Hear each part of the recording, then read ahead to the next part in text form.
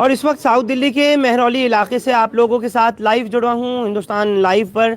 ये वही दरगाह है जहाँ कल से लेकर के अब तक शाह जलालुद्दीन रहमतुल्लाह अलैह की, जिसको कि मसमार किया गया, उसको तोड़ दिया गया।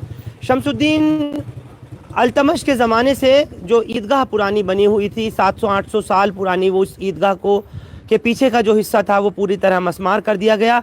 आखूंजी मस्जिद, जो कि जिन्नातों वाली मस्जिद भी कहा जाता है जिसको, और उसके अलावा जो वहाँ पर बहरुल उलूम मदरसा था वो भी सब तोड़ दिया गया। लेकिन आज यहाँ बैरिकेड लगाया गया है, पुलिस की तैनाती है, कोई लोग नहीं अंदर जा पाए। वो लोग के जिनके कब्रिस्तान के अंदर अपने मदफून हैं, जिनके बुज़ुर्ग यहाँ आराम फरमा रहे हैं, वो भी जाकर के नहीं देख सकते। बताया ये गया है कि इस पूरे महरौली इलाके में, जहाँ की आप लोग लाइव तस्वीर अपने स्क्रीन पर देख रहे हैं, कल से लेकर अब तक लोगों में बहुत बेचैनी, मुसलमानों में एक अजीब घबराहट थी इस चीज़ को लेकर कि आखिर ये सब कुछ क्या हो रहा है। ये इस पूरे इलाके के अंदर लोग आज भी बहुत दारी है। मैं नहीं जानता क्यों पुलिस अंदर जाने के लिए मना कर रही है, प्रशासन ने क्यों मना किया है, इसके बारे में अभी तक कोई जानकारी नहीं मिल पाई है। तकरीबन 2 घंटे से ऊपर का वक्फा हमको भी गुजर चुका, लेकिन यहाँ अभी तक यही कहा जा रहा है कि अंदर आप लोग नहीं जा सकते। दरअसल यहाँ अंदर एक बहुत कदीमी, एक बहुत पुराने बुज़ुर्ग का और आस्ताना है, जो कि हज़रत शहाबुद्दीन, जिनको लोग जानते हैं आशिक अल्लाह के नाम से, अभी उनका मज़ार बाकी है। लेकिन उनके दरगाह के बाहर जो बना हुआ कुआं था वो तोड़ दिया गया है, जैसा सूत्र बता रहे हैं। अंदर से जो लोग होकर के आए हैं, पुलिस ने महज 4-5 लोगों को अंदर जाने की इजाज़त दी थी, और उसके वक्त से लेकर के अब तक जो लोग अंदर होके आए, जिनके बाप दादाओं के अंदर कब्रें हैं, उन्होंने क्या कुछ देखा है वहाँ अंदर जाकर, मैं उनसे भी बात कराना चाहता हूँ। इसके अलावा जमीयत उलमा हिंद का एक वफ्द यहाँ पर पहुँचा हुआ है, एक डेलीगेशन यहाँ पर आया हुआ है, उनकी भी बात कराता हूँ। और जो साथ में मोहम्मद जाकिर, जो यहाँ के इमाम हैं, ये आपके स्क्रीन्स पर इनको आप देख सकते हैं, ये पिछले तकरीबन 12-13 साल से यहाँ इमामत कर रहे हैं। लेकिन वो मस्जिद, जो मस्जिद आखूंजी के नाम से जानी जाती है या जिन्नातों वाली मस्जिद जानी जाती है, वो पूरी तरीके से तोड़ दी गई है। मैं आपसे पूछना चाहता हूँ कि आखिर क्या पूरी बात रही, आपसे आकर के क्या कहा गया, और हुआ तो हुआ क्या था जो अचानक आकर के बुलडोज कर दिया गया इस पूरी जगह को। जी वो 5:30 बजे करीब आए थे। हाँ जी, हाँ जी। 5:30 बजे करीब कम से कम 10 जो बिल्डोजर आए थे।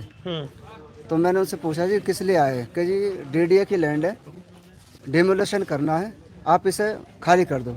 मैं कहा सर, मैं दिल्ली वक्फ बोर्ड का इमाम हूँ, ये दिल्ली वक्फ बोर्ड की प्रॉपर्टी है, आप ऐसे कैसे इसे डिमोलेशन कर सकते हो? अगर आपके पास डिमोलेशन का ऑर्डर है तो उसे ऑर्डर दिखाइए। तो ऑर्डर ना दिखा करे, ऊपर से ऑर्डर है भाई सख्त, और आप अपना सामान निकालो और यहाँ से निकल जाओ, खाली करो इसे। तो इतनी बात हुई। उसके बाद जो है मेरा मोबाइल ले लिया। उसके बाद जो हम बड़े बड़े थे, पढ़ाने वाले उस्ताद, मैं और जो बच्चे बड़े थे, उन सबको एक साथ लेके जो ये सामने बैरिकेड लगा रखे हैं, यहाँ लाके हमें छोड़ दिया। जिस जगह ये बैरिकेड लगे दिख रहे हैं, थोड़ा आप लोग पीछे से हटेंगे, मैं दिखा देता हूँ। ये जो आपको पुलिस के इस वक्त एहलकार नज़र आ रहे हैं, इस जगह पर बैरिकेड के पास लाकर सुबह में, इस कड़कती हुई सर्दियों में, नन्हे नन्हे उन मासूम बच्चों को जो यहाँ पर पढ़ते हैं उस मदरसे में, मदरसा बहरुल उलूम में, उनको रात में ही ला करके यहाँ पर छोड़ दिया गया और इनसे कहा कि अब आप लोग यहाँ से चले जाइए। यानी अभी तक जिस जगह के ऊपर ये पिछले 12-13 साल से इमामत कर रहे थे, बच्चों को पढ़ा रहे थे, अचानक से वो जगह इनको पराई कहलाने जाने लगी और इनसे कह दिया गया कि आप लोग यहाँ से चले जाओ। फिर क्या हुआ? उसके बाद जो हमें यहाँ छोड़ दिया। लेकिन मैं जैसे तैसे जंगल झाड़ियों में के निकल के मैं पहुँचा हूँ कि बच्चे किस हाल में हैं। तो बच्चे को सबको घेर के इकट्ठा करके उनको वो कर लिया, चारों तरफ से पुलिस वालों ने घेर लिया, किसी को इधर उधर नहीं जाने दिया। ना ही कुरान शरीफ, जो मस्जिद में कुरान शरीफ रखी थी, एक भी कुरान शरीफ नहीं निकालने दी। बच्चों का उसमें सामान था कमरे में, मदरसे में, कपड़े लत्ते, बिस्तर, रज़ाई, गर्म कपड़े पहनने के सारा सामान, कुछ भी सामान नहीं निकालने का मौका नहीं दिया। बस सिर्फ उन्होंने बोला कि सामान निकालो फटाफट, बोला ही बोला है। बाकी उसके बाद सब बच्चों को एक साथ बिठा के और चारों तरफ से घेर लिया। कोई सामान नहीं निकालने दिया। सारा सामान उसी मदरसे में ही था, बच्चों का राशन मदरसे में था, और मस्जिद में कुरान शरीफ और बच्चों की किताबें वगैरह सारी ही जो कि तो मस्जिद में थी, कोई सामान नहीं निकला। और सारा डिमोलिशन करके और सारे मलबे में कुरान शरीफ वगैरह सब दबा दिया। मतलब आपका कहने का ये कि किसी चीज़ की मोहलत आपको नहीं दी गई और अचानक सुबह ही आकर के बिल्कुल जैसे चोरों की तरीके से ये प्रशासन अंदर की तरफ घुसा, जैसे आप बता रहे हैं। और कुछ आपको इतनी भी इजाज़त नहीं थी, अनुमति नहीं थी कि आप अपने बच्चों का सामान, अपना सामान सब निकालते।